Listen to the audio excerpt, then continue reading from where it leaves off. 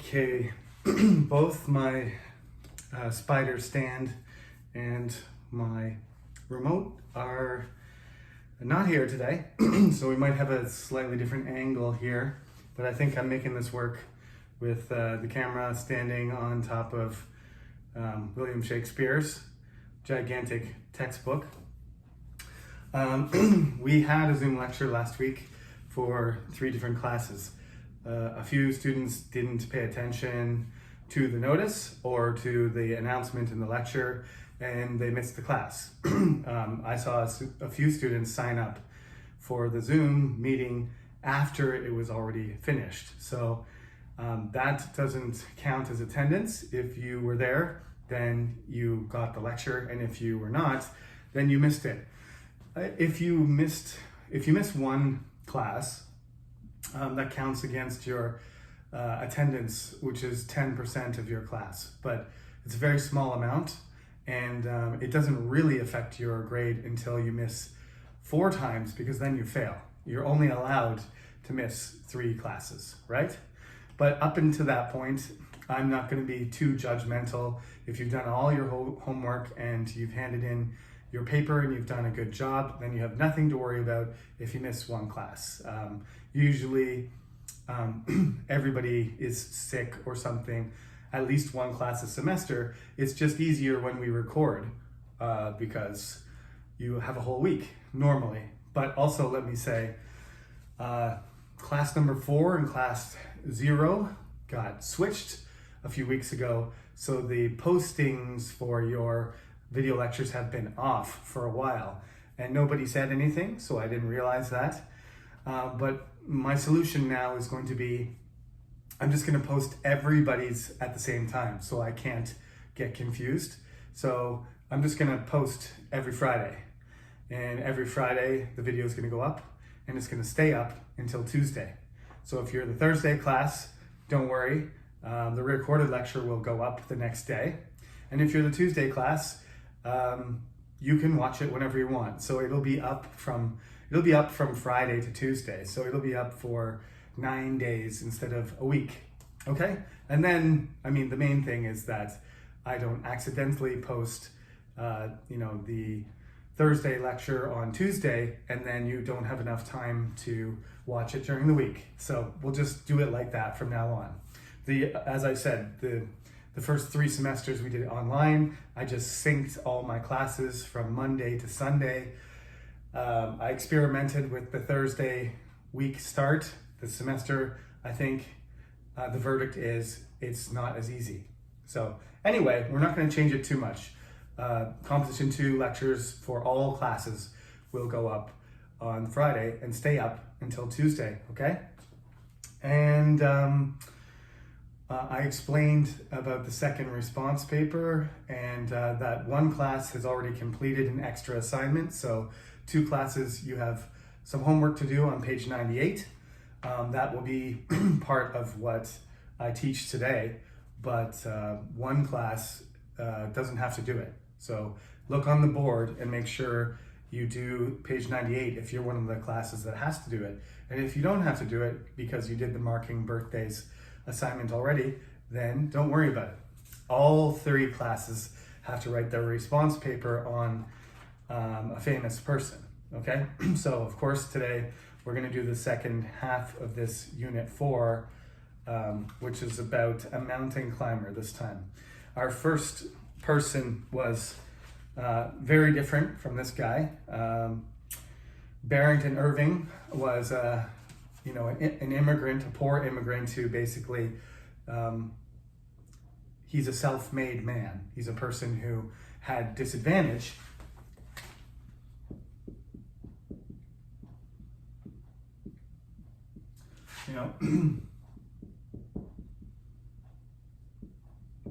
He was self-taught, not completely, but he did teach himself some things. He was not privileged. You could say he's underprivileged, but it's better to say just not privileged, because I'm sure his parents did their best. And if you say underprivileged, it kind of sounds like the family didn't take care of him, or he didn't grow up in a good environment. But he was not privileged, meaning his family didn't have a lot of money and had to work very hard just to give him, a basic education. And then he did more than you can normally expect someone to do with that amount of support. So he's not a privileged person, and he managed to, when he moved to Miami, managed eventually to work his way into a position where he could get a pilot license and not only achieve success for himself, but support other people who might have not have easy opportunities like him, but inspire them to do the great things that he did. That's just a recap of Barrington Irving, very interesting person. Following each passage, as I said, the passages I've repeated to you many times are not meant to argue with anybody, which is different than what we are doing. When you write for me, I want you to argue, I want you to defend yourself, and I want you to persuade. These articles are not meant to do that. They're just supposed to give you information. So remember what I said.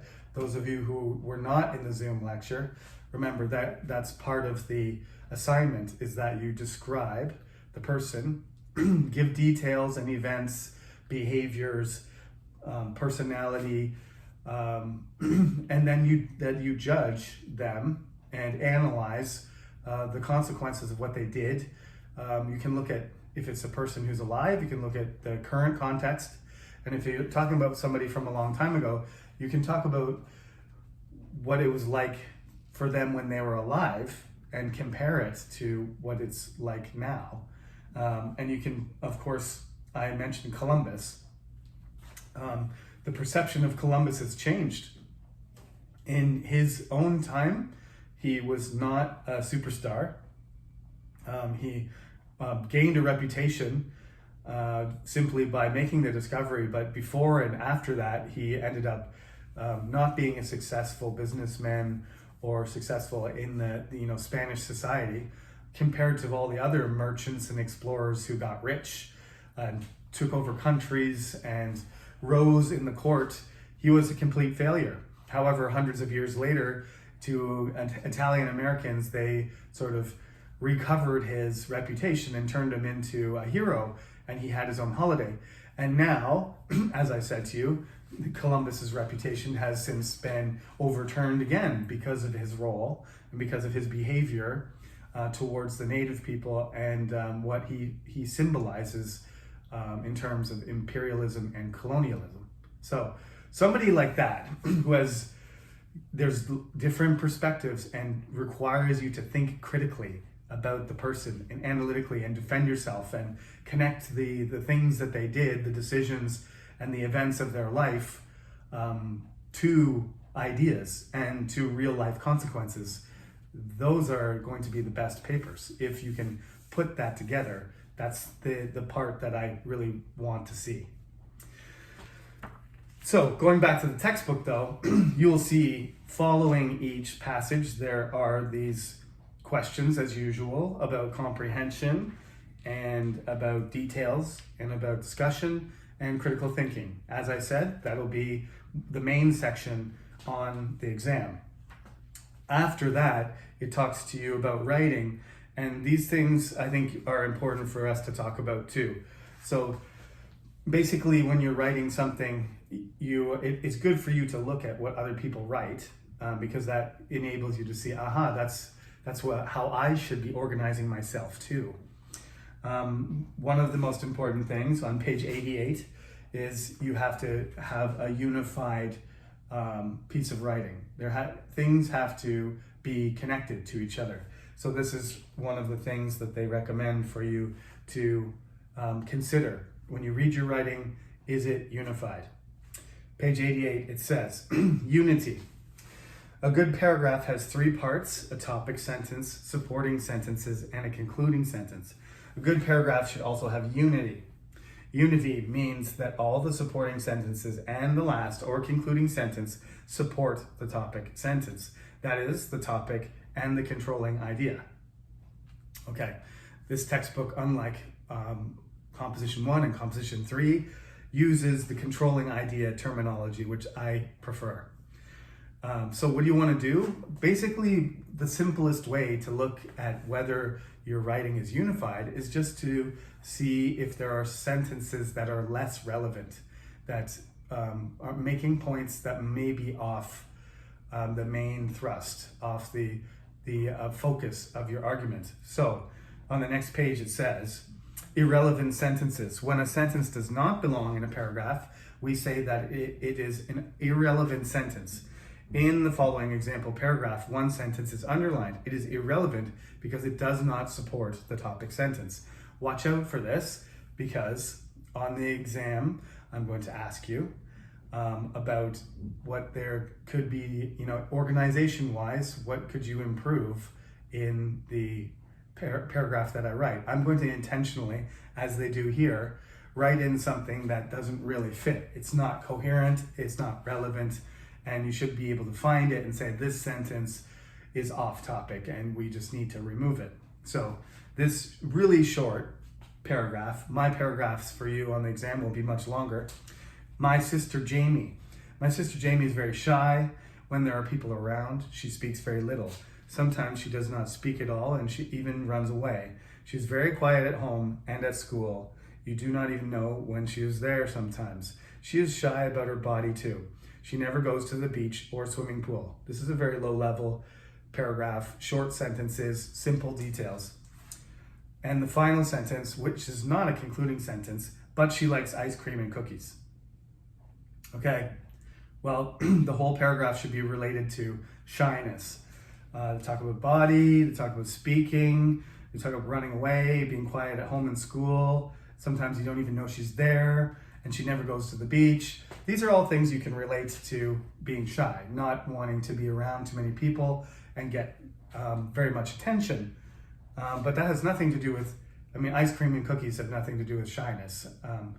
Shy people like ice cream and cookies just as much as anybody else does. So that one's an easy one to find, okay? So this is something to consider. Consider when you're looking at paragraphs. I should say paragraph analysis. When you're doing paragraph analysis, you do want to check that the paragraph is unified. I like to use the word coherence for this, but unity is also fine, right? So in the exam, you can use the word unity, you can use the word coherence, you can say it's not relevant, right? Irrelevant or same thing, not relevant. I don't care what language, what exact vocabulary. I care what language you use. It has to be English. But I don't care how you say it. It's off topic, right? When you're looking at the paragraph and you decide that that's the problem, you have to identify that sentence, and then you have to tell me it's irrelevant. This is not related. You don't have to explain it exactly the way I do, but you have to be able to say, okay, the main idea of this paragraph is shyness, and what kind of snacks you like has nothing to do with that. Off topic, not relevant, irrelevant, not coherent, not unified, right? Whatever way you say it, you don't need to memorize the vocabulary. Just show me that you understand, and that's why it doesn't belong. All right. And then there's a great little piece about Emily. Amelia Earhart. I called her Emily. Amelia. There's a little bit about her too. She's a very important person because she's a female pilot. All right, now we're going to get on to this guy, the Fearless Fiends. I'm going to read a little bit of this. I normally don't, but I'm going to read a little bit of this one because this one is a little bit different, I think, because there is a little bit more substance and a little bit more perspective in it than usual. And I guess when we look back in our class to the passage we read about, Chinese people judging personalities by their faces. Everybody who wrote their homework, everybody's homework that I checked, it was very easy to say, well, that's just ridiculous. That's not connected. But they made it sound like all Chinese people have this idea. And if you automatically think that that's illogical and it doesn't make any sense and nobody could possibly believe that, and you're saying in the article that that's typically what Chinese people believe, then you're basically saying, I can't believe that Chinese people think that. Similarly, when we were talking about whether, people in sub-Saharan Africa, whether they think termites taste like honey or they're sweet or not, surely they would, if they had more options, maybe that they wouldn't consider that a delicacy, right? I'm not here to say that termites or ants or they mentioned also the rats that live in the rice, that they're expensive, more expensive than pork. If people think those things are delicious, that's fine. Maybe they are, but if it's a matter of, choices, that there's too many people or the climate is difficult or there's not enough money to buy the types of other types of food, they don't have very much variety in their diet, then you have to consider that perspective rather than just saying, well, people from this country love this strange food. There's probably a little bit more to it than that. I'm not going to get into political things, but it's the same kind of thing with things that we consider different that certain countries have. Korea, when I came here, more often people went to eat dogs or various types of animals at restaurants, right? And it was kind of a traditional thing. But there's a history to that. And if you don't know that history, you shouldn't be judgmental one way or another. Korean culture has its own way of dealing with it. Now that Koreans have more pets and the younger generation is not as interested, those restaurants are disappearing and its culture is changing. So, Park Ji-sung just this year told the Manchester United fans to stop cheering. They had a cheer that was related to that custom of eating dogs, and Park Ji-sung said, okay, I know you're cheering for Koreans, I know you're cheering for me, and that you supported me, but that cheer is inappropriate now. That's not something that we consider a compliment. So please don't, use that cheer. And I think that's also something that happens. This is not a brand new textbook, so things need to be updated, and some of these perspectives you need to think about them carefully before you make those judgments. But sometimes the judgments, even though this is National Geographic and they try to be as objective and informative as possible, the judgments are still there. So you have to consider that. In 1984, the Guinness World Records called Ranulph Fiennes the world's greatest living explorer. Since then, he has broken many records in world exploration. Ranulph Fiennes, born in England in 1944, started his life of adventure in the 1960s. He is fearless and also uses his expeditions to raise money for charities. Fiennes, together with Charles Burton, went on the Trans-Globe Expedition, a 3-year expedition from 1979 to 1982. During this time, they broke 3 records. They were the first to reach the North and South Poles, the first to cross the Antarctic and the Arctic Ocean by boat, and the first to go around the world along its polar axis, north to south rather than this way, like Magellan and Francis Drake. They had traveled 52,000 miles, 83,000 kilometers, and as of 2014, no one else has done this. Amazing achievements, but why? Why? To raise money for charities, okay, that's one reason. Because he's fearless, that's another reason. Those are judgments of personality right there, right? And of status.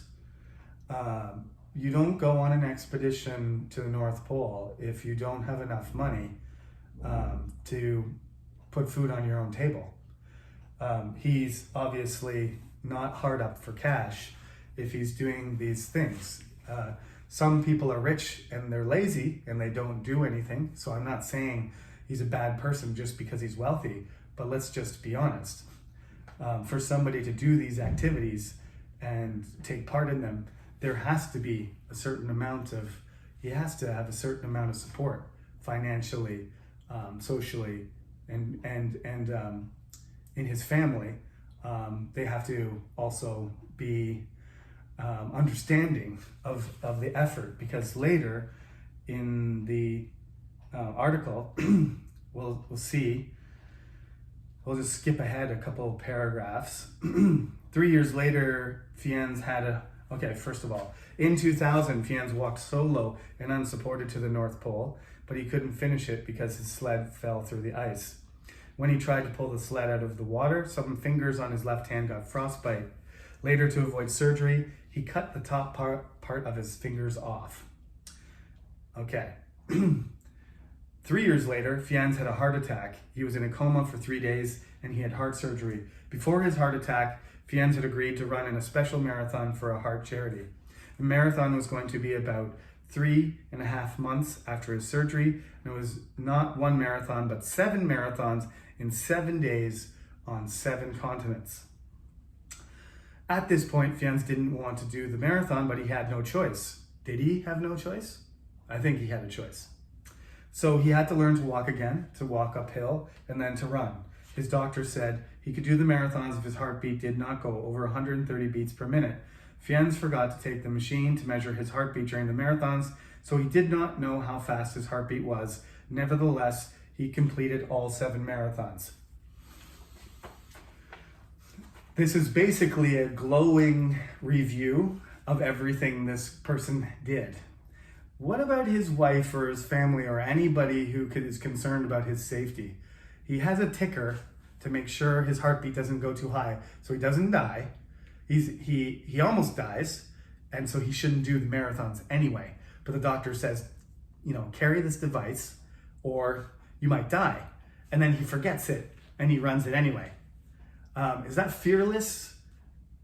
Yes, but it's also careless and in a sense stupid, isn't it?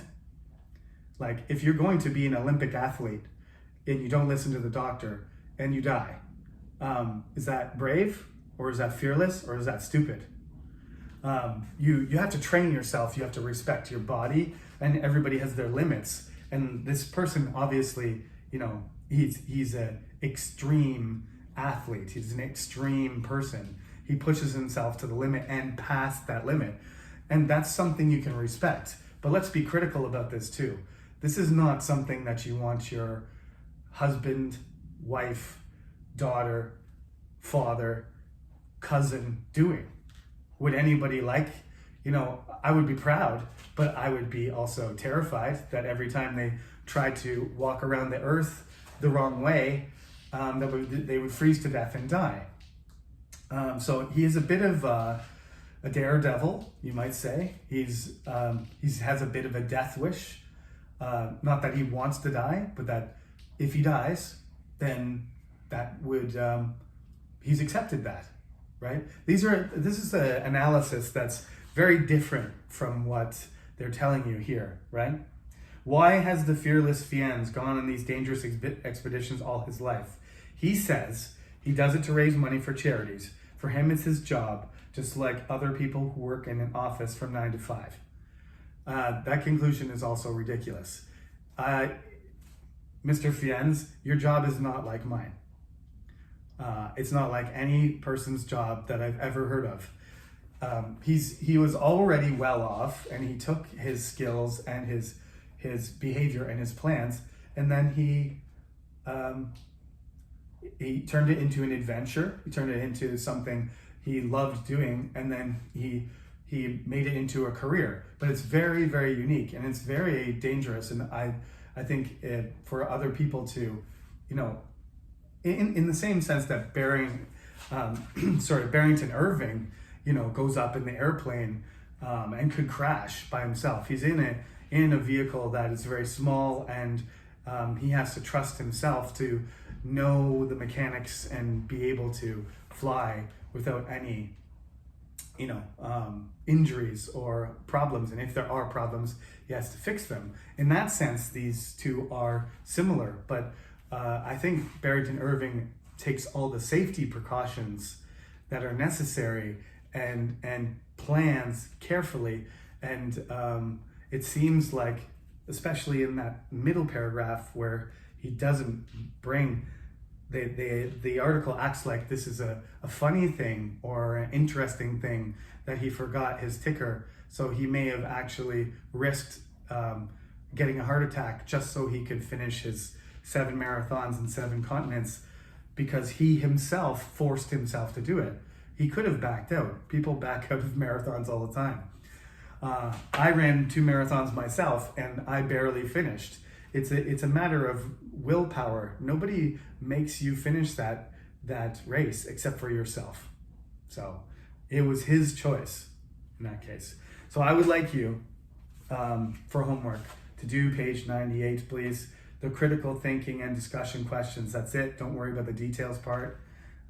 Discussion questions 1, 2, 3, and critical thinking 1, 2. Please think about them carefully and write good responses. That's the point of these exercises, because they will help you do better on the exam and they will help improve your own writing. So when you're writing your response paper too, please, remember to think of look at the organization of your paragraphs and look for things that could be connected better and things that perhaps don't belong there. So I don't have my remote, so that'll be it. I'll sign off for this week. Have a good week, and I'll see you next Friday on week 12. Good luck with your homework.